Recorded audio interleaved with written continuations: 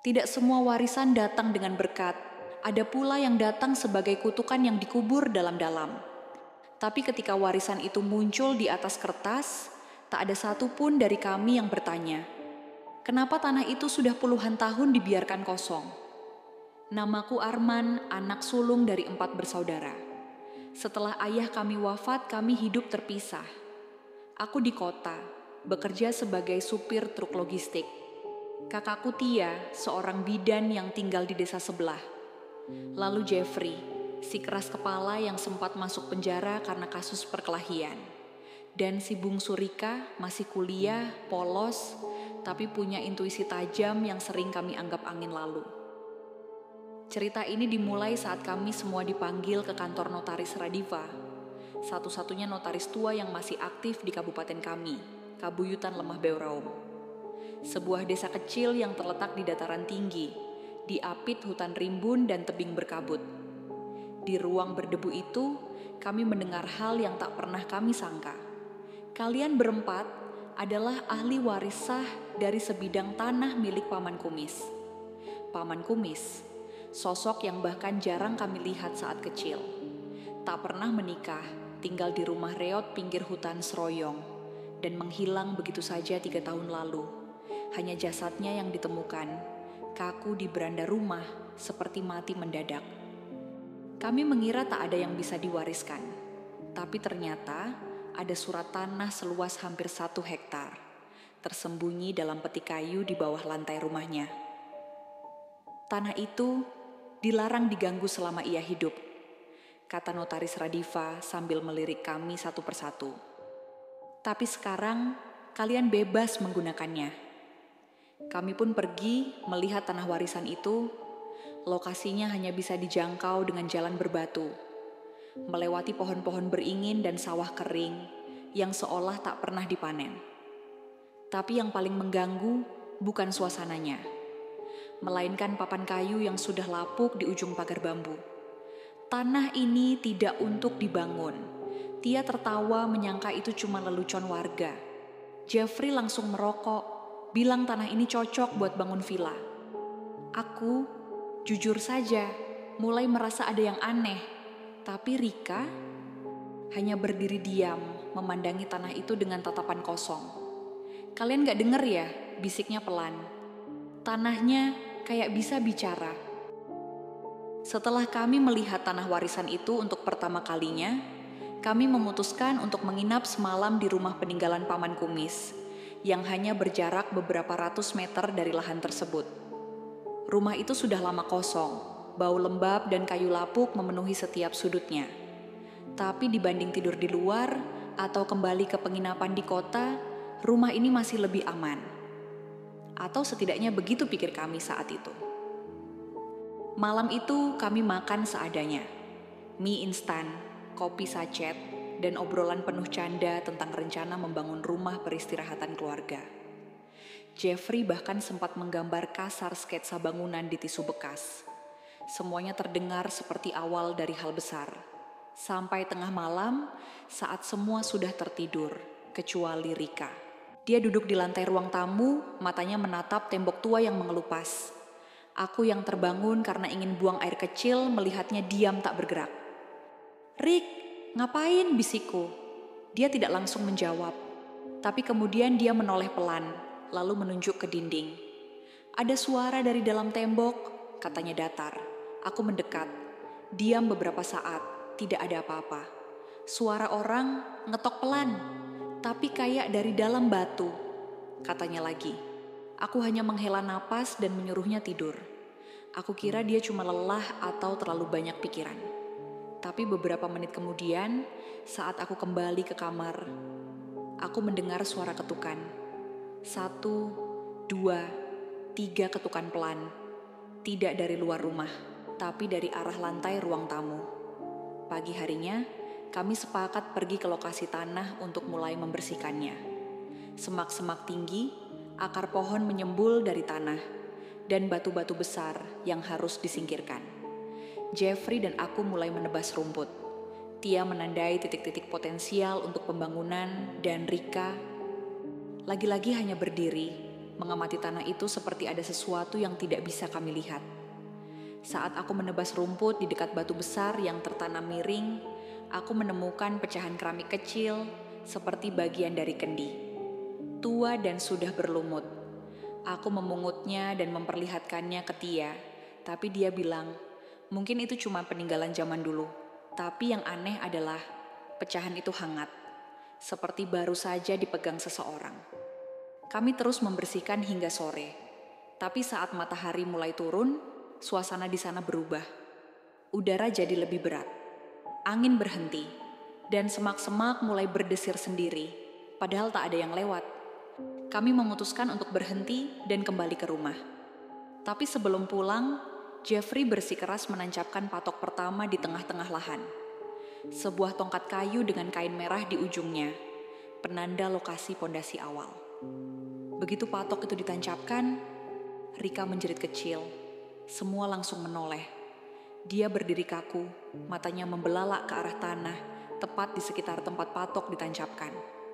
Kalian gak lihat? Bisiknya. Kami saling menatap. Ada yang gerak di bawah, kayak tangan. Kami memandang tanah itu, tak ada apa-apa.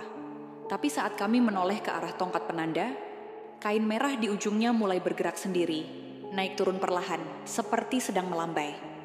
Padahal, angin sudah tidak bertiup sejak 1 jam terakhir. Setelah kejadian kain penanda yang bergerak sendiri, suasana di antara kami mulai berubah. Tidak ada yang membahasnya secara langsung, tapi aku tahu, masing-masing dari kami menyimpannya dalam pikiran. Malam ketiga di rumah Paman Kumis terasa lebih sunyi dari biasanya. Tidak ada obrolan santai seperti malam sebelumnya. Tia sibuk membaca buku medisnya. Jeffrey hanya mondar-mandir di teras sambil merokok. Dan Rika, dia tidak berkata apapun sejak kami pulang dari tanah itu. Saat waktu menunjukkan pukul 2 dini hari, aku terbangun karena mendengar suara pintu kayu yang berderit pelan. Suara khas dari pintu ruang belakang yang selalu susah ditutup rapat. Kupikir mungkin angin.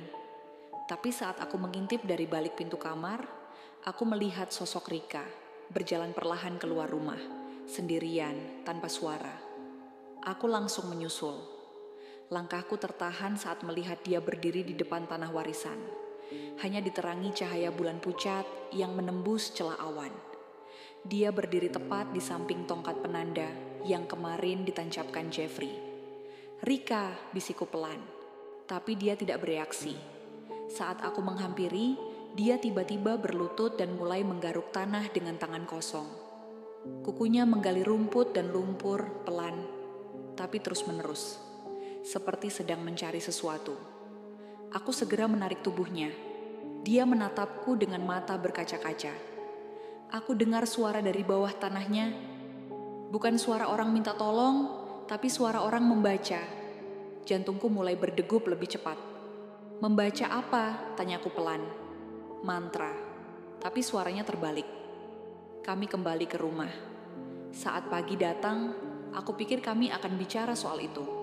Tapi ternyata Rika tidak ingat apapun dari kejadian malam itu. Dia hanya merasa tubuhnya pegal dan kukunya sakit, tapi tak tahu kenapa. Bahkan dia tidak percaya waktu kami cerita bahwa dia sempat menggali tanah dengan tangan sendiri. Hari itu, Jeffrey bawa alat gali seadanya, cangkul, sekop, dan ember plastik. Dia tidak peduli dengan cerita Rika. Baginya, tanah itu adalah proyek masa depan. Kami mulai menggali di sekitar titik penanda, dan baru beberapa menit kemudian, sekop Jeffrey menghantam sesuatu keras di bawah permukaan. Batu? Tanyaku. Kayaknya bukan.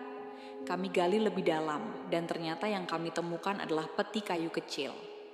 Bukan seperti peti jenazah, tapi lebih mirip kotak persembunyian, lapuk, penuh tanah, dan terikat tali rotan yang sudah membusuk.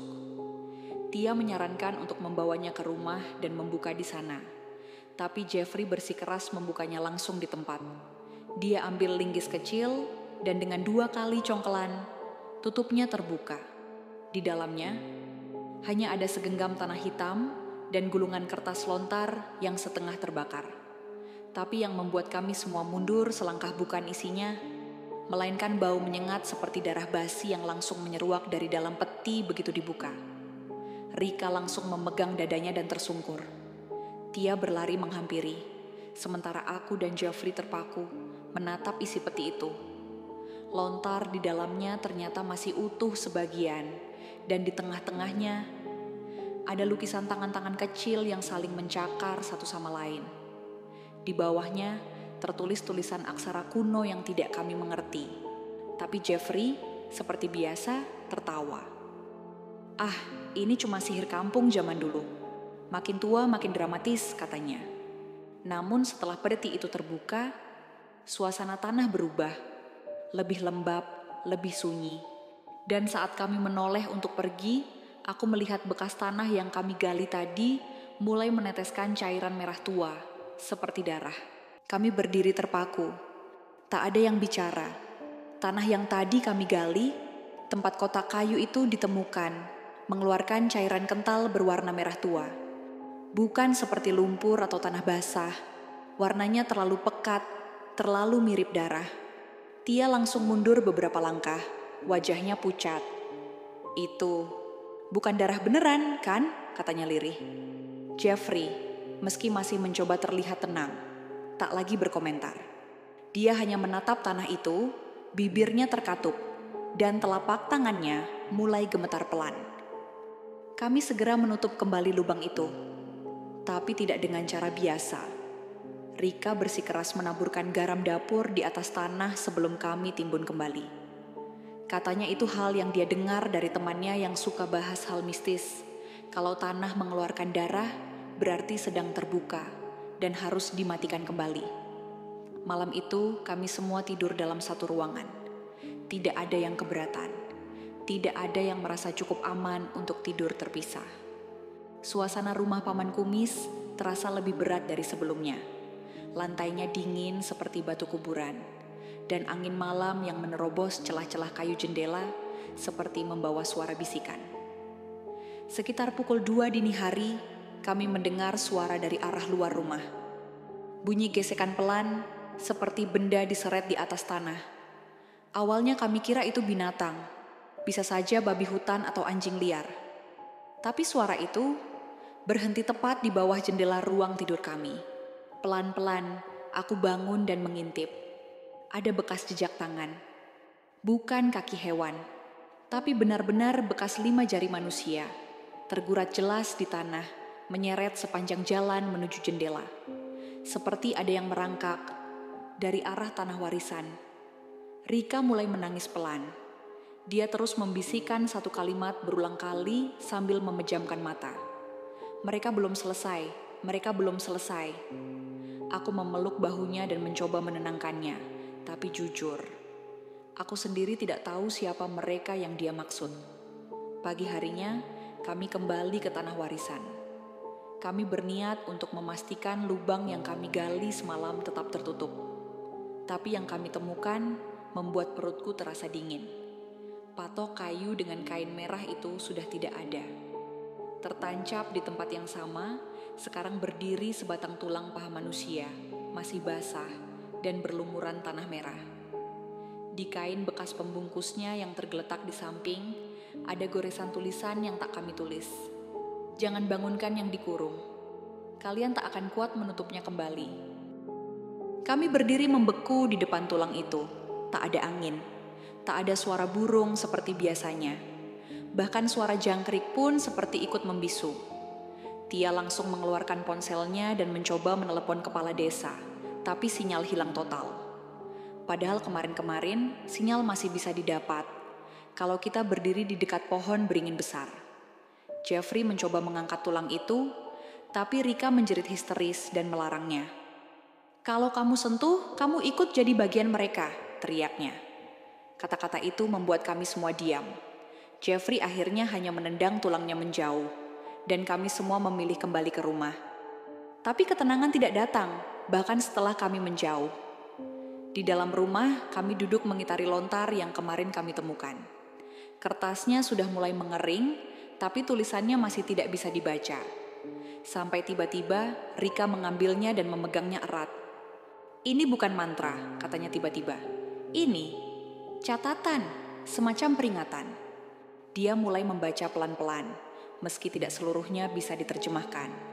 Tapi dari yang bisa dipahami, isi lontar itu membuat kami semua merinding.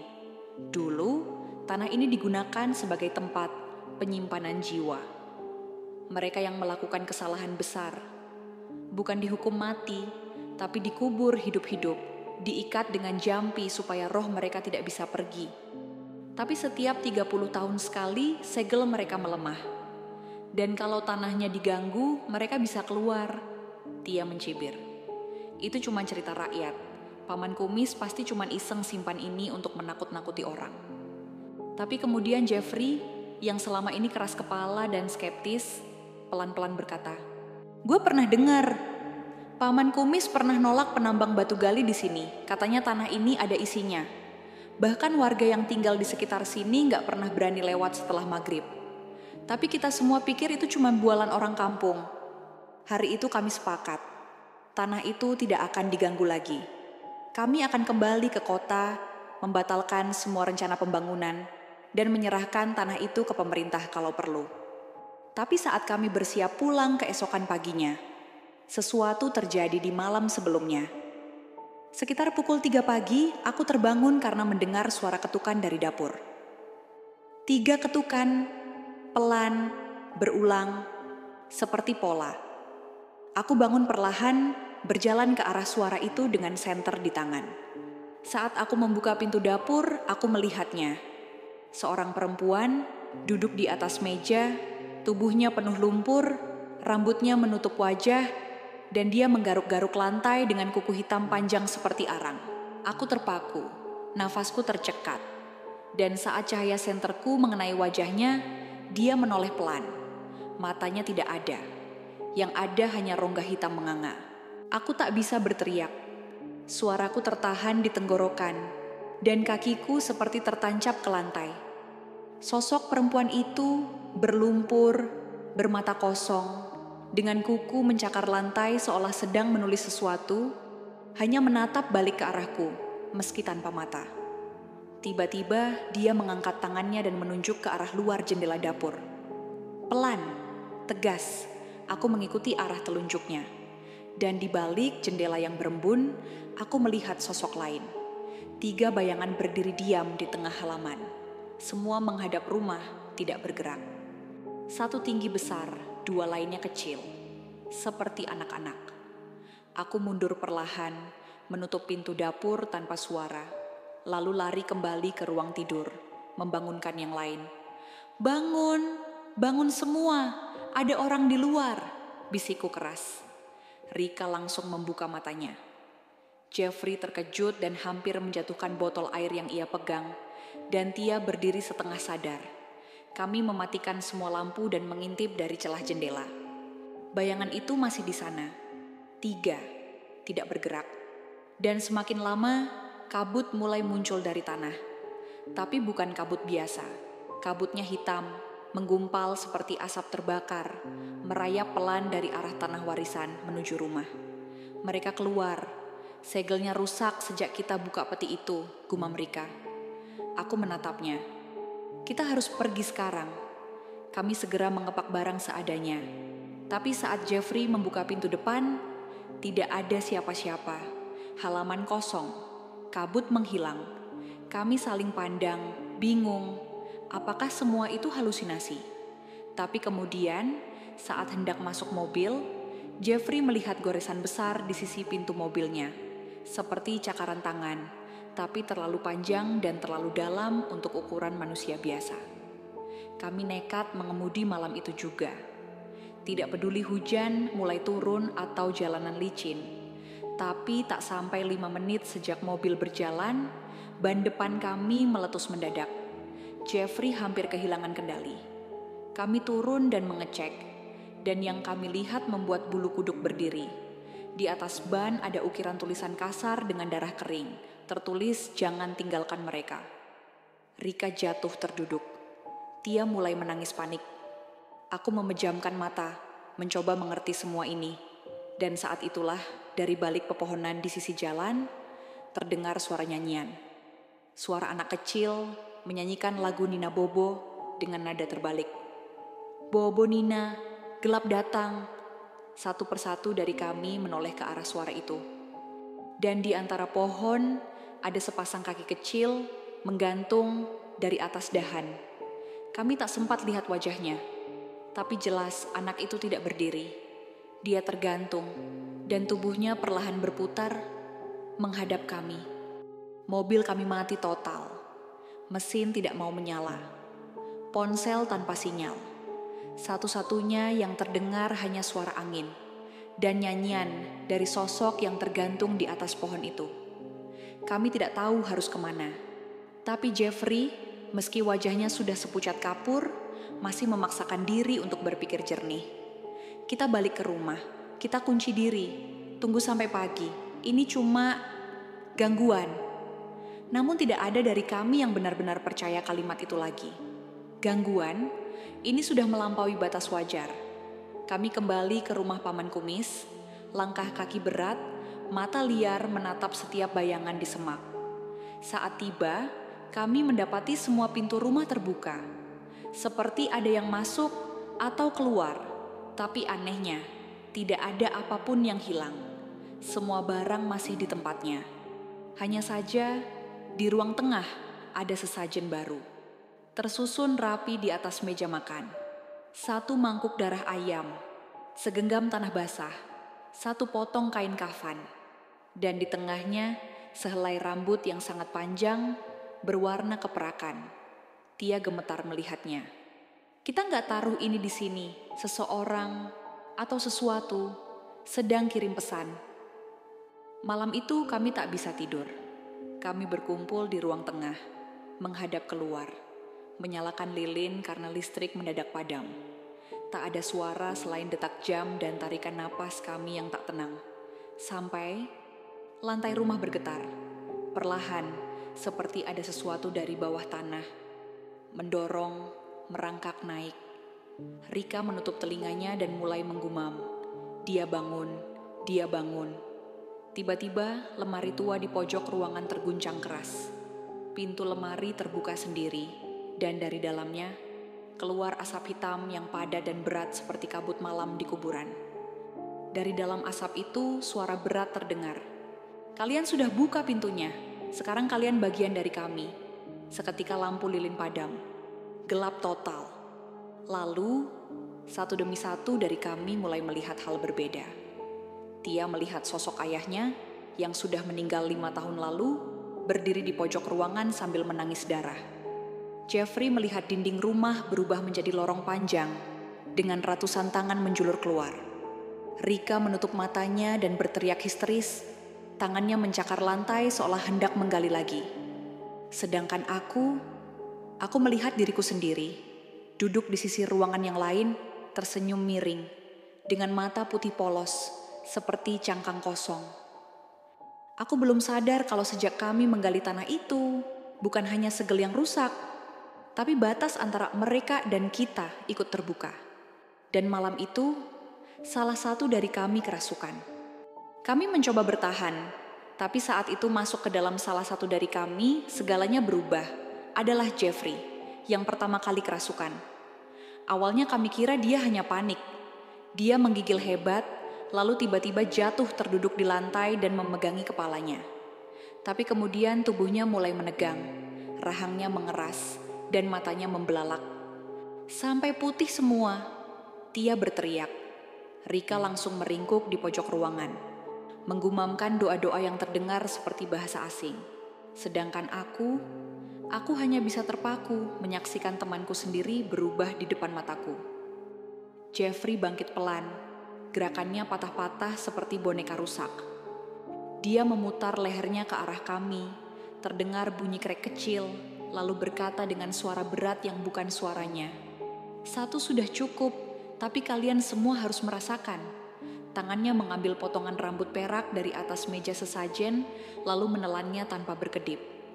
Kami hanya bisa menatap, terlalu syok untuk bergerak. Tia akhirnya memberanikan diri maju, mencoba menyadarkannya. Tapi saat dia mendekat, Jeffrey menyentuh kepalanya dan seketika Tia terjatuh, tubuhnya kejang. Dari mulutnya keluar desisan panjang, lalu dia pingsan. Aku dan Rika menyeret tubuh Tia ke kamar dan menguncinya dari dalam. Jeffrey, orang atau makhluk yang merasukinya, berjalan bolak-balik di depan pintu, menggumamkan mantra yang sama seperti dalam lontar. Hanya kali ini, kami mulai bisa mengerti sebagian kata-katanya. Tertanam, terkurung, tertukar, tertanam, terkurung, tertukar. Rika, dengan tubuh gemetar, akhirnya mengaku bahwa dia pernah datang ke tanah ini diam-diam 2 minggu sebelum kami semua kesini. Dia ingin tahu duluan soal warisan itu, ingin lihat-lihat. Tapi waktu itu dia tersesat dan sempat menemukan lubang tanah kecil yang dipenuhi belatung. Dia lemparkan garam ke dalamnya karena mencium bau busuk. Dan saat itulah ia merasa ada yang mengikutinya pulang sejak hari itu. Mungkin mereka udah milih aku dari awal. Tapi karena kalian semua ikut ke sini, mereka bisa ambil siapa aja. Aku menatap ke arah jendela. Langit mulai kemerahan, tapi bukan fajar. Warnanya seperti darah tua, dan dari kejauhan terdengar dentang suara gong, seperti upacara pemanggilan arwah. Kami harus bertindak, harus mengakhiri ini. Dari semua yang terjadi, aku sadar satu hal. Petinya belum dihancurkan. Jika apa yang mereka kurung masih tertambat pada kotak itu, maka menghancurkannya bisa jadi satu-satunya cara. Kami keluar dari kamar dan melihat Jeffrey sudah tidak di sana. Tapi kami tahu dia belum pergi, dia hanya menunggu atau mengatur sesuatu. Aku dan Rika lari ke belakang rumah, menuju tempat kami gali tanah itu. Peti itu sudah tak ada, tapi jejak tanah masih ada. Dan di tengahnya sekarang berdiri sosok berjubah hitam. Tubuhnya tinggi, wajahnya tertutup kain lusuh. Dan dari balik kain itu terdengar suara tangisan anak-anak. Bukan satu, tapi banyak. Kalian membuka pintunya. Sekarang kalian harus jadi pengganti. Dia melangkah ke arah kami. Tanah di bawahnya membusuk setiap kali diinjak. Dan dari arah rumah, Jeffrey muncul kembali. Tapi kali ini dia tidak sendiri. Di belakangnya tubuh Tia yang pingsan bergerak pelan. Matanya sudah putih. Dan dari mulutnya mengalir tanah hitam. Aku tak sempat berpikir. Semua bergerak terlalu cepat. Sosok berjubah hitam itu terus mendekat. Dengan suara tangisan anak-anak mengiringi langkahnya. Di belakang kami, Jeffrey dan Tia, yang kini sudah bukan diri mereka lagi, bergerak bersamaan. Seperti boneka yang dikendalikan satu tali yang sama. Rika berbisik dengan suara nyaris tak terdengar.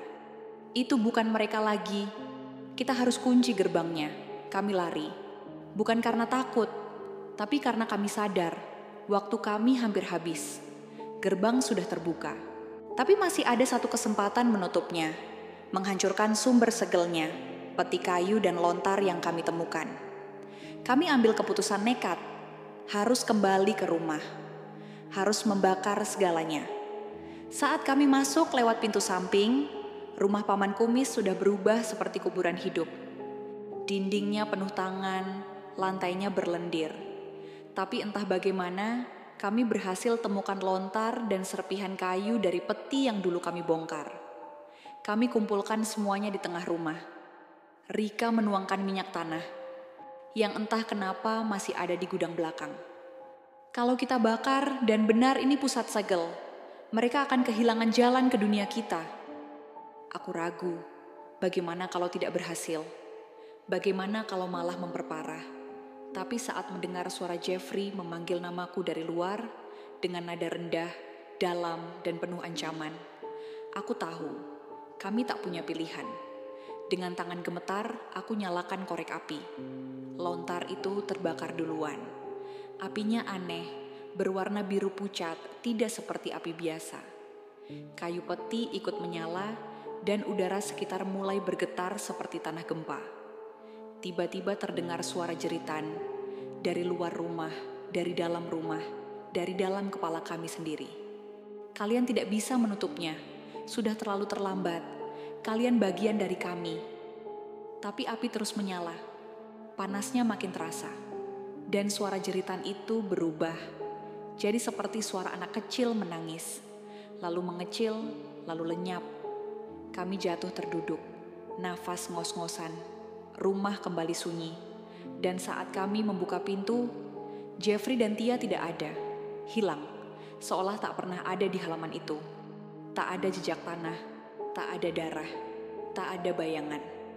Langit mulai terang.